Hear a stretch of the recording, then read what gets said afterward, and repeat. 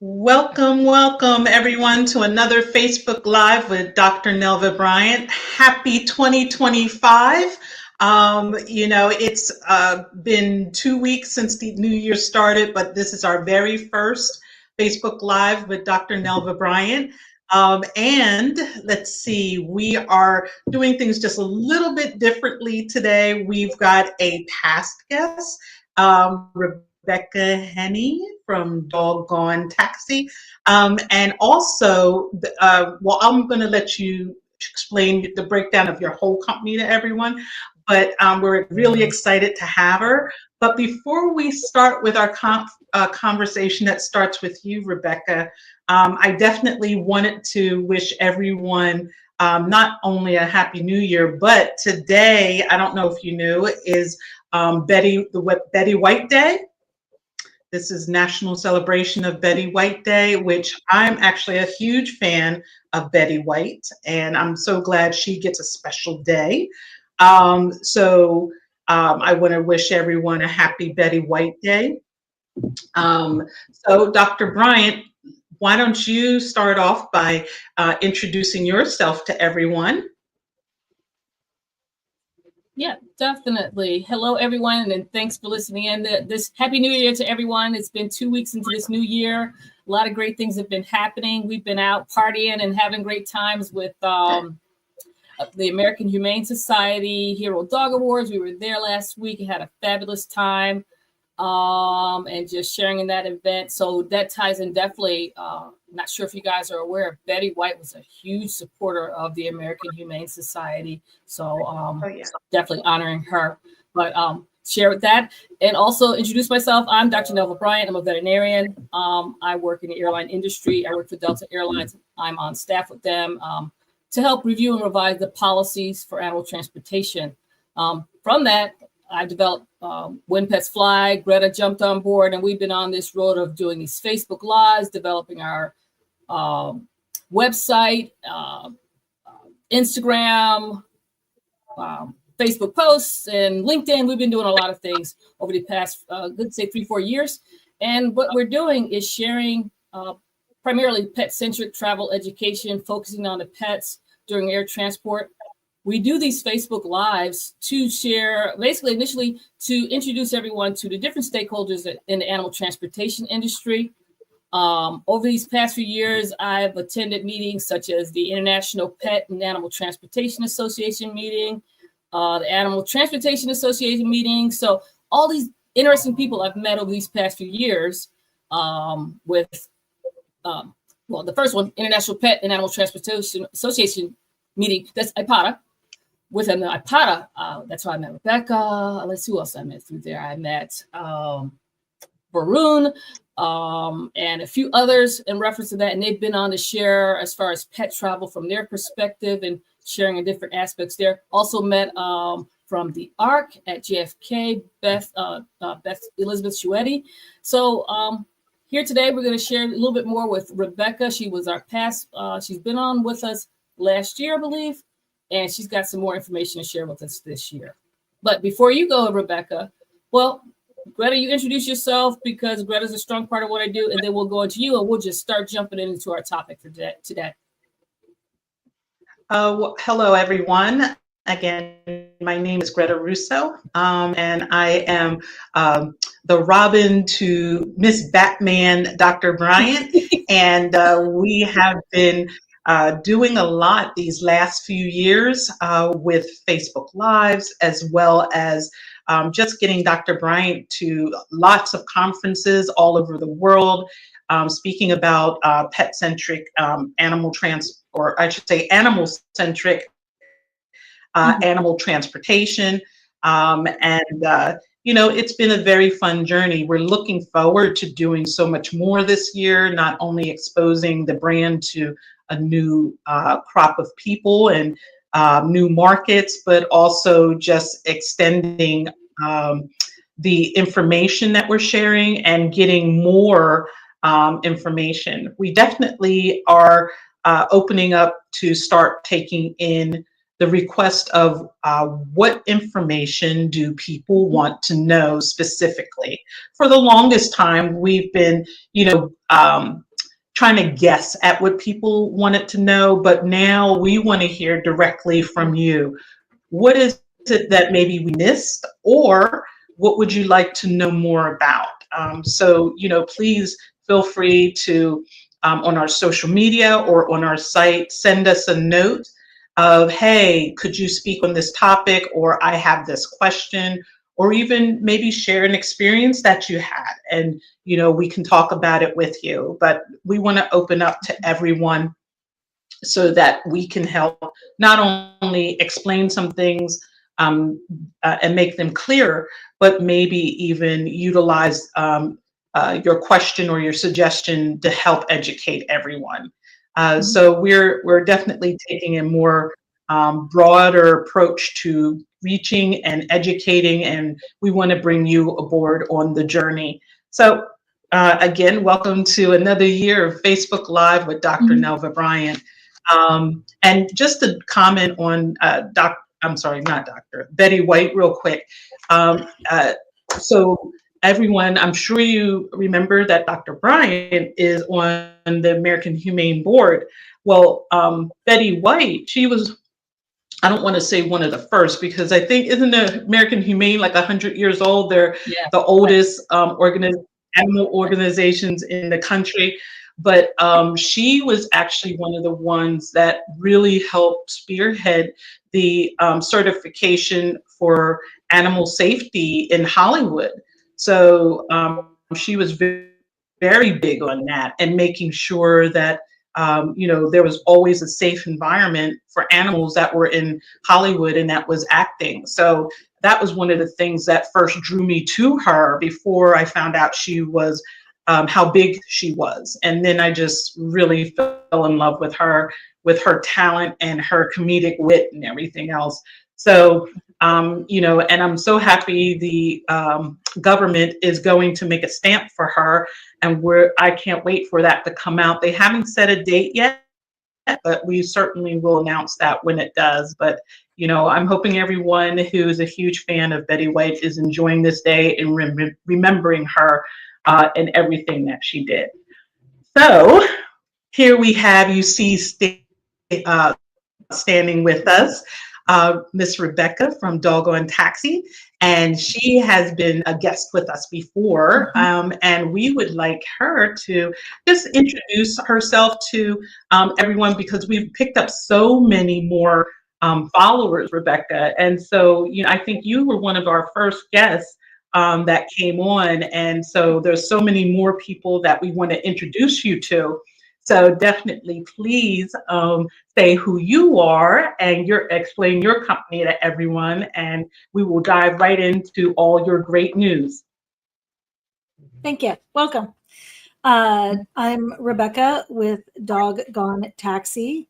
We actually have essentially two businesses, Doggone Taxi and Airborne Animals.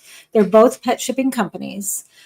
Airborne Animals we acquired 2 years ago, and is the premier bird and exotic pet shipping company in the United States, based in the United States. So we do help with imports and exports, birds, exotics, especially dealing with federal quarantines in New York and Miami, both commercial and personal, primarily personal though. And Doggone Taxi has been around since, I believe, around 2011 we started, and we joined IPATA in 2013.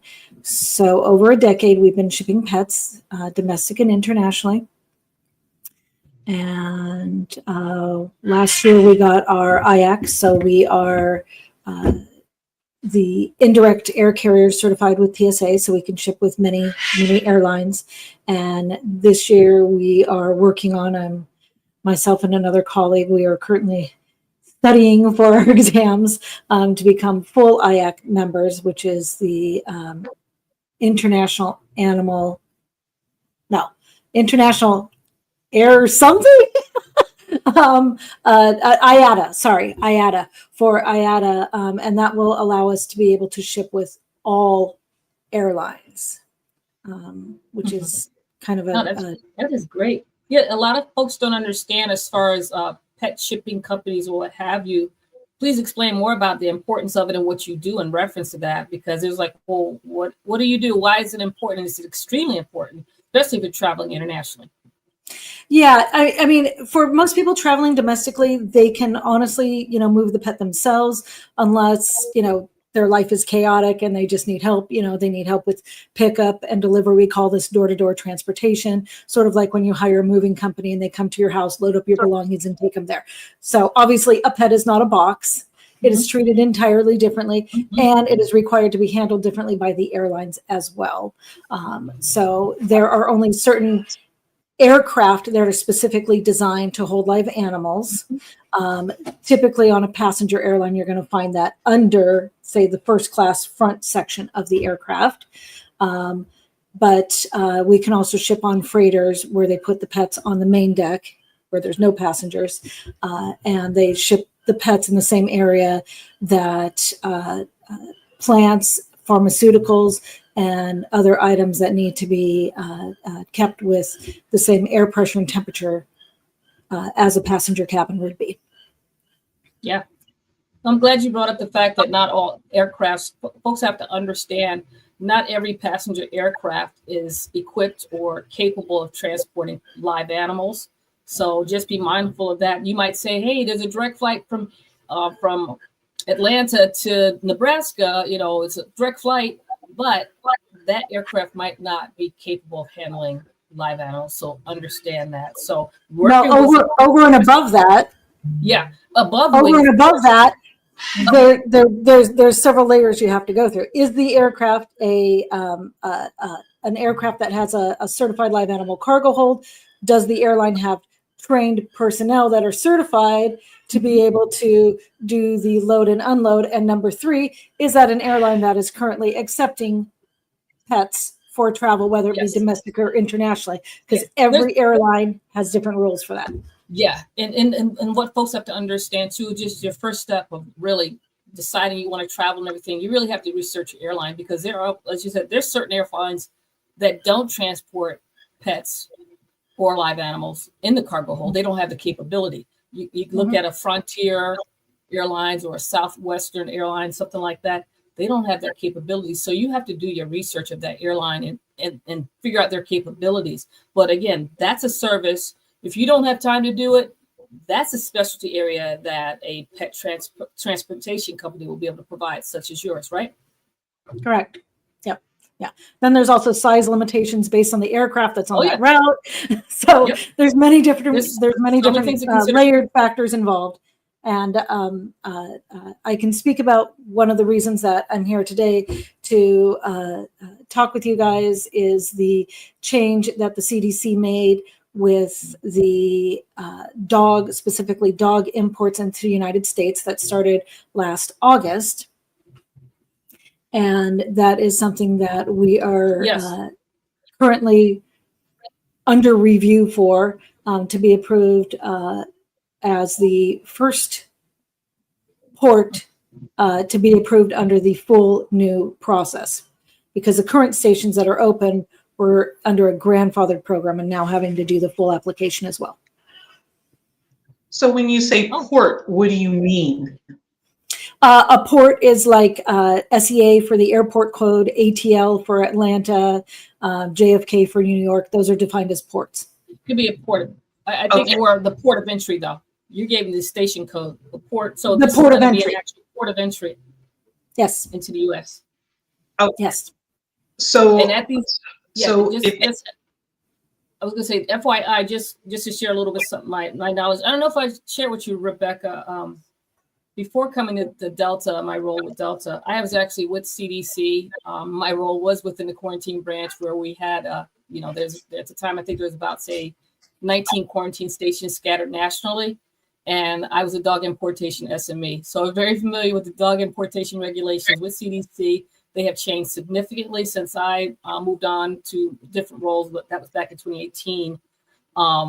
But as far as the ports of entry, Greta, there's certain locations, again, say I think it's approximately 18, 19, that are scattered throughout the United States that has CDC quarantine facilities where you come in. And that could be for people coming into the country. and also for animals coming into the country. But it's a port of entry, basically. So, I mean, And because everything that just happened now was very confusing. Oh, wait a minute. So okay. It was very confusing. So what were you, I don't understand what Rebecca was trying to say. So what was it you were saying? I was saying, I was just talking about the changes that were made back in August of last year with the CDC announcing the implementation of the high-risk rabies countries and the requirements for import receipts, no matter where the dog's coming from, and what is the procedures from dogs from high-risk countries and going to the quarantine. Okay. Yeah. Because remember, Greta, we talked about, we were announcing earlier around that time frame, the CDC's dog importation regulations, how they were changing and everything. And we did a blog and stuff on that too. But this is all the repercussions from there and everything. There's a lot of, after these changes were made, there's a lot of aftermath with everyone trying to comply with these regulations. And it's been a challenge for airlines, I can tell you. Don't know about you, Rebecca, but your announcement, like I said, you're saying you're now going to be under a new application to become is it a CDC animal care facility or what? Yes. What are you? Yes. Okay. Awesome. Yes, we've sent in our application back in October of last year. Yeah. To become a CDC animal care facility at the SeaTac port. That's fantastic. Congratulations. Yeah, that's a very big deal. So how? It's huge. And so how? Aren't there? If I remember. No, go ahead. Can't hear. Go on. I was going to say, are you able to explain more about it? Yeah. Well, let me just add one other thing too. It's amazing what she's doing because folks don't realize. Again, I mentioned initially there's CDC quarantine facilities scattered nationally. There's only, is it 6? 5. Or well, there's the 7th. There's currently 5 ports that dogs from high risk countries can import into. To see the list, and there's 7 facilities. Okay, but these are only 7 CDC animal care facilities in the United States. Correct. That's it. That's amazing. Yeah. I mean, I'm blown away because again, that means coming from a high risk country, and if they don't have they don't have the required document, they basically will be held in quarantine at these facilities. So there's only going to be 7 typically typically they are going to be released the same day. I mean, we can go into the details. I can tell you a bit more about it, but only dogs from the high-risk countries, and primarily what we're looking at is a lot of South America, Asia, and Africa. So Europe is exempt, is a non-high-risk country, as well as a lot of what we would consider the more developed nations. Canada, as a partner, Singapore, Australia, obviously they're rabies free, the UK, places like that, those would be on the non-high risk. So they can import into any port, but it's dogs that are coming from the US as a first time entry that do not have a prior US rabies vaccine need to enter through one of the CDC high risk rabies approved animal care facilities. Yeah. And that can be found at the CDC website. And your facility is one of those facilities? Or not officially yet. Stay tuned. Hopefully. In the future, we should be on the list. Okay. And where are you located? Which state are you Our facility would be located at Seattle. So SeaTac. So then that will be great for that. I don't believe there's any others in Seattle because Atlanta only has one. I think the DC LAX has maybe 2 Correct. facilities. There's LA, DC, New York. LA has 2. Yep. Atlanta. No, there's none. Mhm. Is there? Yeah, I think there's Atlanta right now. Atlanta has one. Yes. Philadelphia, but not a lot of flights have direct flights into Philadelphia, and I believe Miami. Okay. Well, Yeah. that's good for you being on the West Coast. That is actually outstanding for coming in on the West Coast. I would imagine there's a lot of pets that will be coming through Seattle. Yeah. Yes. I mean, several reasons. I mean, you and I can discuss the several reasons why they started this program. Obviously, neither one of us currently work for the CDC, but the reasons for implementing the program is obviously rabies is deadly, deadly for not both the dogs but humans, and so the reasons for doing this is that a lot of the pets that were coming in before from certain countries were found to not have valid rabies certificates. And this has been in the works for actually about 2 years. I know like Egypt was one of the first ones that they were having problems with, and then China, where they bring in a lot of these pets and they're underage, and they say they have rabies and then they don't, and then it bites someone and someone gets really sick. So in the when they're in quarantine, we're having technical issues. While they're in quarantine.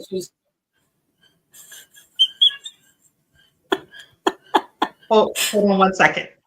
So while they're in quarantine, will they get vaccinated? Yeah. So the way the program works at most locations, and the way that our location will work as well, is when a pet comes in and it's coming from it's been in a high-risk rabies countries for the past 6 months, and it does not have a prior U.S. rabies vaccine that is valid. So those are the exceptions. If the pet, just to be clear, if you're a U.S. citizen, you travel to another country, you're there for say a year, but your rabies is still valid and it was on a 3-year rabies, you can still return to the U.S. and not have to go to the quarantine station. You can return in at any port and just fill out the CDC rabies, the receipt. But for those pets that have been in a high-risk country, say this is their first time importing to the U.S., then they would need to go to one of the quarantine stations. They should be released typically the same day. Some stations release the next day or 2 days later. And very, very few pets will stay for the entire 28-day quarantine. So what's supposed to happen is that the dog comes in, they get cleared through customs, they go to the quarantine station, the quarantine facility collects the pet, and then what we would do is have a vet come inspect the dog, and then give it a U.S. rabies vaccine, then upload and validate the dental photos of the dog, because one of the big, as you know, one of the big things that happen with this program is no dogs under 6 months old are allowed into the United States. The reason for that is the vet needs to validate that the teeth, the dental photo, are 6 months or more, and it has adult canines. Okay. Yeah. Because young puppies very are familiar. Yeah, all dogs coming to the United States from a high-risk country. Actually, all dogs coming to the country. All countries. It's all countries. We've run into this with even Canada. Age and appear healthy. The documentation that's required is going to vary based upon if they came from a high-risk rabies risk country. And if you go to the CDC's website, they'll have all the countries listed. There's a lot.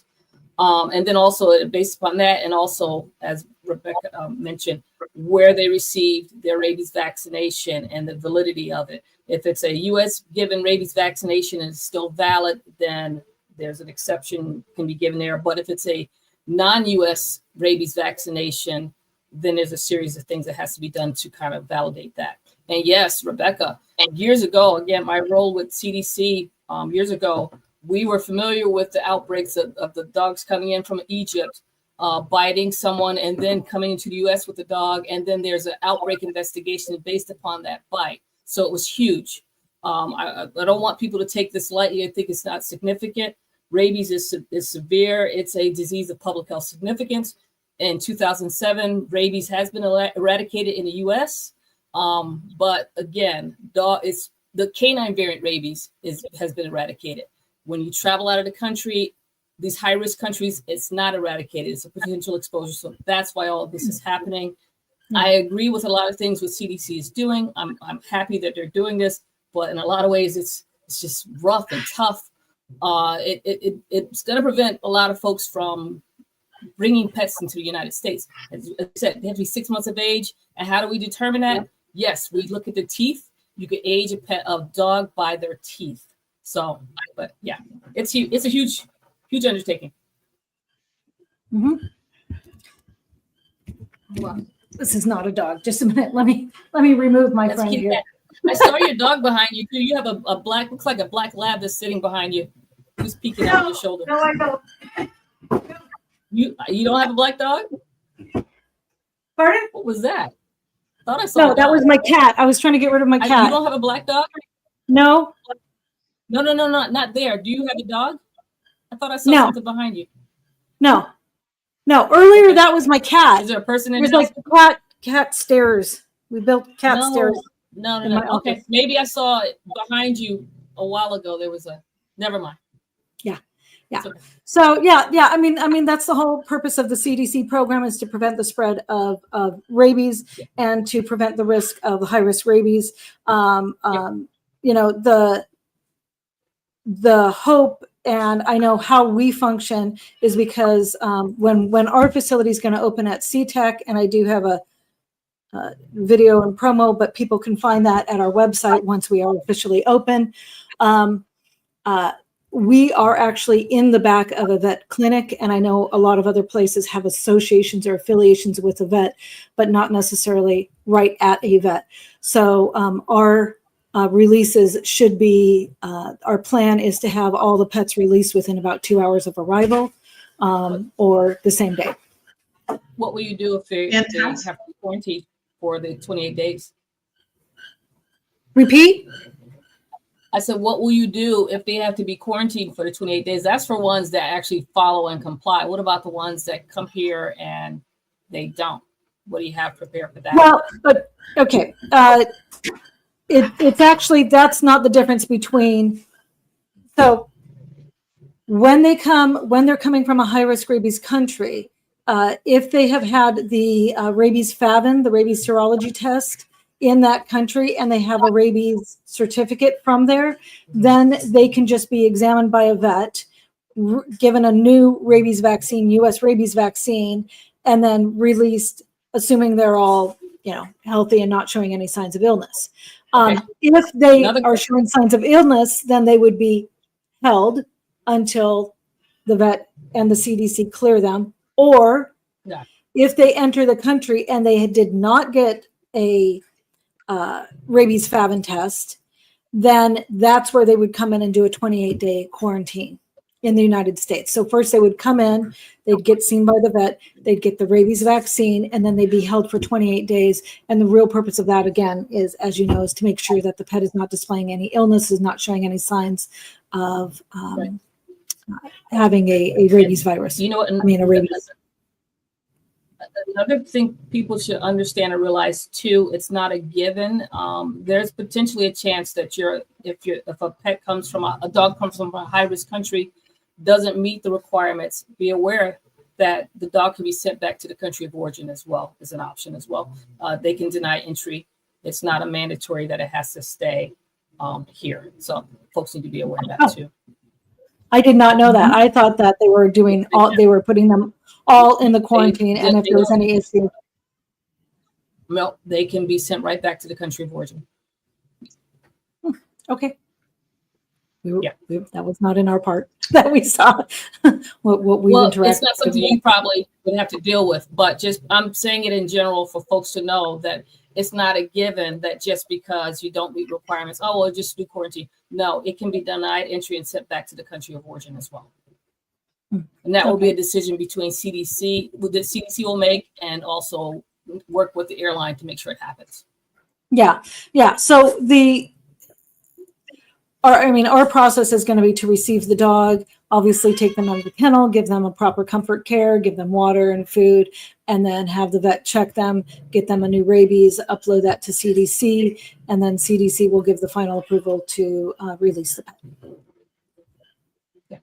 And then from there, we can transport to once the pet has been approved by CDC and it's released, then we can release it either to the owner or being at SeaTac, which is the headquarters for Alaska Airlines, we'll be able to forward the dog to most ports in the United States and forward on or drive on the West Coast areas.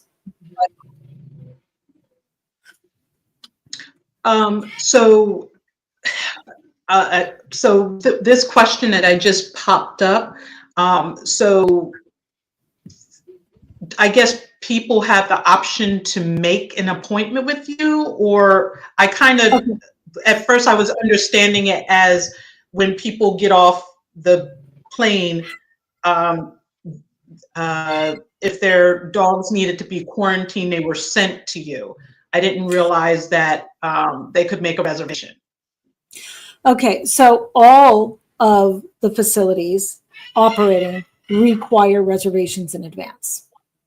Most of the facilities have anywhere between a 20 to 60-day wait period to get in. So you do have to notify the station in advance of the port that you're trying to arrive to. Of course, when we do open, that will take off some of the load from other stations. And when we open up in Seattle, we won't have any wait period to start. So we'll be able to take, any pet coming in who may have a reservation somewhere else. So I know that there are 2 other stations trying to get in and open as well. They're not as far along in the process as we are. Okay, so walk us through the process for clarity. I don't know where the beginning would be. Maybe when they're making, preparing for the trip, but as a pet parent, how do we fit you in our process? What are we doing? How are we making reservations? How far in advance? All that good stuff. So walk me through from the time I want to go to Egypt and return. Okay, so let's say you're already in Egypt because pets are never done as round trip. Actually, don't use Egypt. Please don't use Egypt as an example because they're not allowed. You can't. They're totally embargoed. Don't use Egypt. Let's go with Brazil. Let's say Brazil. England? No, England is okay. England is a non-high risk country. So pets coming from a high risk country, wanting to come import into the United States, over 6 months old. Let me stop you there. Hold on. Let me stop you there. Okay, so when you're saying pets coming from dogs. Brazil, so now, right. So is this, and you did say the pet had to be coming from the first time. So we're talking about the origin is Brazil and they're not leaving the United States, or are they going back? Pets that have been in a high-risk country, as defined by the CDC, for the past 6 months, must follow the program for the CDC dog high-risk rabies. Again, this only applies to dogs. Okay, so we're coming from Brazil to the United States. Take it away. So the first thing they'd want to do is contact the appropriate port that's on the list that they're planning to import to and make a reservation with them. They're going to have to request a reservation, agree to the pricing and the terms for that facility, and submit dental photos, the rabies, and the FAVN. So in a sense, they would have to go to CDC I would say the first thing they need to do is go to CDC's website and follow their directions on the forms to complete, because there's a import form, I believe, that they must complete, submit, and it has all the information. But yeah, the CDC website definitely lines it out. The CD, I don't think you go directly to the Dr. Neela, you're referring to the CDC. You're referring to the CDC receipt, and that's primarily for dogs coming, I believe, from low-risk countries. The high-risk countries, they would fill that out as, I believe they're going to fill that out as well. I need clarification on that. But the first thing is making a reservation with one of the animal care facilities, because most of the facilities do have wait periods, 30 plus days.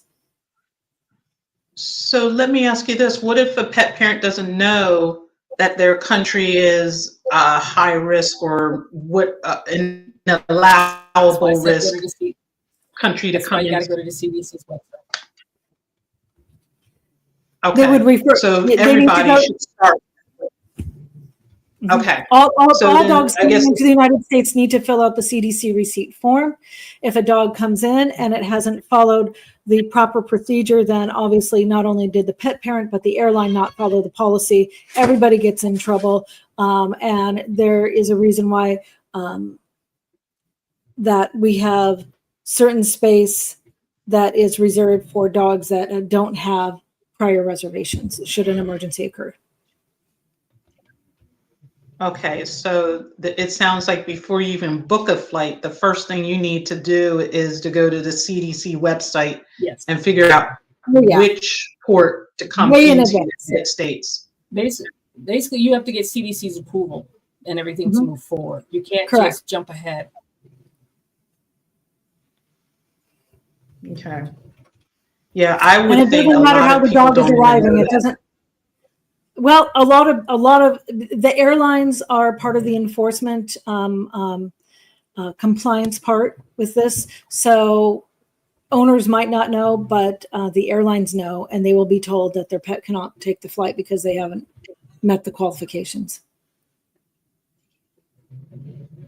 Isn't that correct, Dr. Bryant? Like all airlines have been notified of this, is my understanding.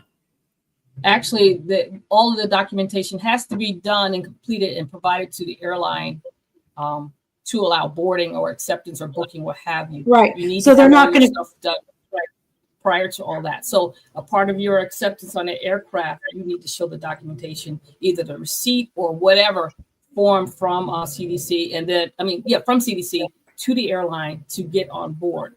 If you, in a sense, because what the CDC is requiring airlines to do is to be their gatekeeper, in a sense, to ensure all the documentation is in order. So please, like I said, I keep going back to, I know you're saying, yes, you have to make the reservation, but please go to the CDC website, follow the directions, figure out whatever the country is, if it's high risk, low risk, or no risk, make sure you comply and follow it and follow directions, because and get that done. The airlines then will have to look and ensure the documentation hopefully is in order. And if it isn't, and I hate to say it, there's been instances where people have fraudulently done things, falsified information still, and come through, and their pets, their dogs have been held in quarantine longer than anticipated. So please just do that first. You must do that first. Don't think you can board the airline and resolve the situation once you get here to the U.S. Because again, potentially, especially if you're coming from a high-risk country, you can go right back to your country of origin. And that's why I said it. And that's Rebecca. I said that based upon personal knowledge, basically. Yeah, and again on the it's dogs coming into the United States from a high-risk rabies country, been in that country for over 6 months or more, and they do not have a U.S. rabies vaccine. So I just want to add a side note so that you guys know, most military overseas bases have U.S. vets at the facility, and they're considered part of the United States. So most military are exempt from this. Nice. Well, it sounds like to me that, before you get your tickets, before you do anything, step one, priority one is go to the CDC website and fill out the forms to make sure that, and from whatever you fill out, they'll guide you what the next step should be. Either you are cleared, come on through, or you need to take a few extra steps. Mm-hmm. Yep, and do make sure that they plan. Again, if you know you've been in one of the high-risk rabies countries, then you want to make sure that you're planning. Try to plan 2 months in advance to line up your reservation and make sure that you have everything in order and you know what to expect, the costs and so forth. I mean, I know one of the things you mentioned, is about Brazil. We work with several pet shippers in Brazil, and I know South America, a lot of the people have been hit hard with, wow, the cost is so high to do this import. And because of the CDC program, I mean, it kind of is what it is. We're trying to prevent. You have to get the exam. You have to have the quarantine facility. We have to be bonded transport facilities. So there's just a number of reasons why all those costs are in there. Well, and I apologize that we stopped in your process explanation. So once they finish with the CDC site and go through the steps that are recommended by the CDC, I'm assuming they get on the flight, and then they come to your port in Seattle, and then their dogs need to come into your facility. So am I right in what I'm saying? And then what's the next step? Yes. Once we are approved by CDC, which we are not currently, so we're not on that list, we're still under review. And then once they come into our port, we'll be able to collect them from the airline, take them directly to our facility, and then have the vet exam and give a new rabies and submit everything to CDC that day for the pet to be released. Hopefully that day, within a couple hours is our hope. And then they can go off from there, unless, of course, like I said, there's something that the dog is showing any sign of illness. Can you transport pets to other places in the U.S. after they are cleared? Yep, everywhere in the U.S. Yeah. Okay. And how would you transport them?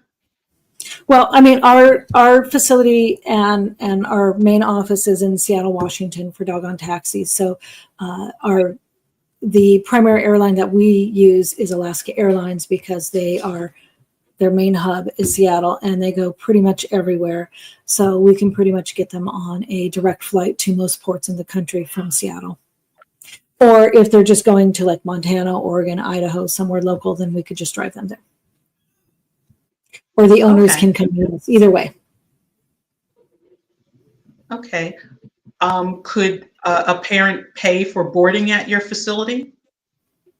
Not at the quarantine facility, but if, say, that they wanted to come in the day after the pet arrived and the pet cleared quarantine, then the pet would first go through the quarantine process, be released there, and then go to traditional boarding.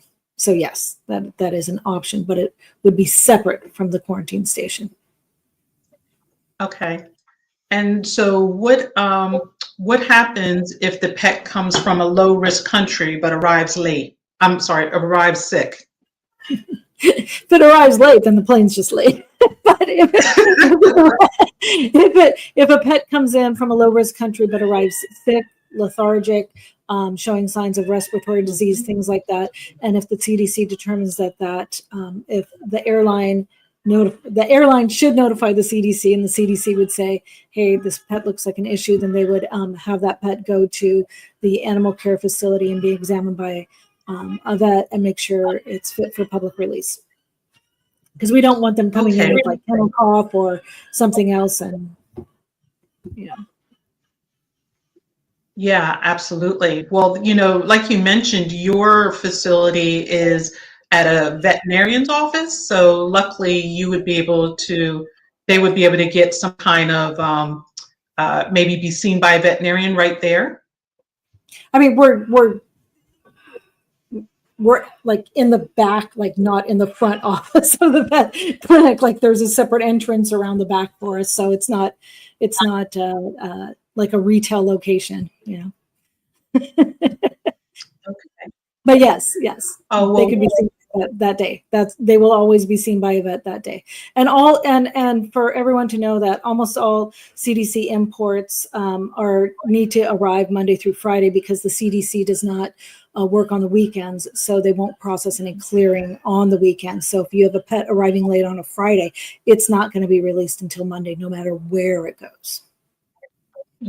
wow, that's good to know. Good to know. Well, I am so proud of you for having this and this opportunity. I'm hoping that the CDC's slow wheel of justice will allow you to be able to get started soon. And when you do, we would love to help you promote this new service that your company has to offer. So I know you said this is all for dogs. Is it possible that this service will roll out to other animals as well? That I'm not aware of. To my knowledge, no. Cats have been a pretty low risk rabies transmitter. Cats typically don't go out and bite people like a dog would, and aren't kept in as much social environments like dog boarding, doggy daycares, dog parks, things like that, like the dogs are. So that's why I believe the program is targeting dogs. I mean, Dr. Bryant could speak on that. I can say that for cats, it's really funny. Technically, there is no requirement of anything for a cat to come into the United States. They just have to be healthy. I think it's based upon the fact that when the regulations were written way back, it's probably like 60s. I can't remember the exact year right now, but many moons ago when the regulations were written, they were focusing on dogs and the importation of dogs, and they didn't touch on cats at the time. So right now, as a regulation state, cats must be healthy. Appear healthy. And that being said, if a cat does arrive in from an international port, no matter where it's coming from, and it comes in and it's sick, like very sick, we're going to go, if it comes in and once we're approved as an ACF, we will go collect the pet from the port and take it immediately to a vet for exam. And that's part of the process that we'll do. Just moving on imports and talking about other animals, as you know, avian influenza is a big deal in the United States. It's spreading. It's all over the country. We handle bird imports with our airborne animals company, which is part of Dog on Taxi. And so that's been a real challenge with the avian influenza and some of the exports, how that's going. So there's a whole lot of reasons why the pets have to go through the birds specifically have to do a 30-day mandatory quarantine at a federal facility. Oh, okay. So I know there's it's a huge market to have animal transportation for birds, and you are probably one of the few that I know about that handle birds and exotics. Why don't you talk about that for a little bit and the services that you provide? Oh, okay. Sally Smith was the founder of Airborne Animals back in 1990 something. And so she developed the process with all the government agencies for importing and exporting birds. And it's a lot more complicated and so much more expensive and more complex than any cat or dog for the birds, because you're dealing with so many different layers of agencies. You've got the USDA, the quarantine, you've got Fish and Wildlife Service, regardless if it's a CITES protected species, you've got CITES permits, you have the country requirements, you have airline requirements. So again, that's a case where, like for export, the pet may have all the documents in line and then you can't find any airline that's accepting birds. So avian influenza is one of the biggest concerns right now with CDC in the United States about the potential for that to spread to humans. And the avian influenza is currently, doing that. So with the birds, it's really difficult right now. Unfortunately, they're subjecting a lot of the regulations for birds to all birds, even though it's primarily affecting wild birds and poultry, which is sad for people who their bird is their family pet. And oh my God, they're so attached to this bird because they could live like forever. They can live like 100 years. They live forever, right? These birds. So we really want to try to do whatever we can to help them stay with their owners, whether it's import or export, and try to help be a voice for these pet owners, for whether it's an import or export, being able to travel on the airlines and meet the requirements for import and export to stay with their pet owner. That's amazing. Dr. Bryant, do you have any other last questions or a few words that you would like to say? I'm excited you came here because our main thing I think discussion should definitely continue on the importance of having a CDC approved animal care facility. I'm glad you definitely applied to it. I'm sure they're going to accept you. And it'd be a great need for Seattle because there's none present in that location. So it'd be great on that part of the country. So I'm glad you're here to share information about it. And again, we need to make sure everyone that are traveling internationally, reminder for folks, you leave the country with your dog, you have to meet CDC's requirements upon returning. So don't think just because your dog was based here in the US, it's an American dog, that it's going to be exempt. No. So go to the website, consult with Rebecca. Rebecca definitely, if you're definitely on that side of the country coming in that way, consult with Rebecca in reference to it. But just make sure, remember that if you leave the country, you have to come back with your dog. He has to meet requirements. And for those that are listening internationally, coming to the United States, CDC's requirements have increased since August of 2024, and it's very important that you comply. And Dr. Bryant, there's also another requirement that is going to be kicking in for that. I'm sure you're aware of that, where dogs that have the U.S. rabies vaccine that have been in a foreign country, a high-risk rabies country, are currently exempt from the program. And that is the procedure, and the process for that is currently exempt, where they can just come in and use that returning U.S. Rabies. But that process is changing, I believe, this year, mid-year. All I can say is really, really research it, because CDC initially, when it came out in August, they've made multiple changes on a lot of things, extended deadlines and stuff. So again, go to that website, research. If you're coming to or returning to the United States, please go there and make sure you comply, because again, you get here and you don't meet requirements, and especially if you're coming from a high-risk country, your dog can be sent right back to the country of origin at your expense, basically, or incur long quarantining, all this other things that potentially happen if CDC allows them to stay in the country. So be mindful of that. But yeah, thanks, Rebecca. All right. Absolutely. Well, thank you everyone for joining us for our first Facebook Live with Dr. Nelva Bryant during the 2025 new year. And I want to also wish everybody a happy Betty White's Day, and also congratulate once again Rebecca Henney and Doggone Taxi for the great work you're about to do for everyone who's trying to bring their dogs into the United States. So everyone, for now, this is goodbye, but we will see you next week, actually, with a representative from IATA, correct? Yep. Yes. Maria.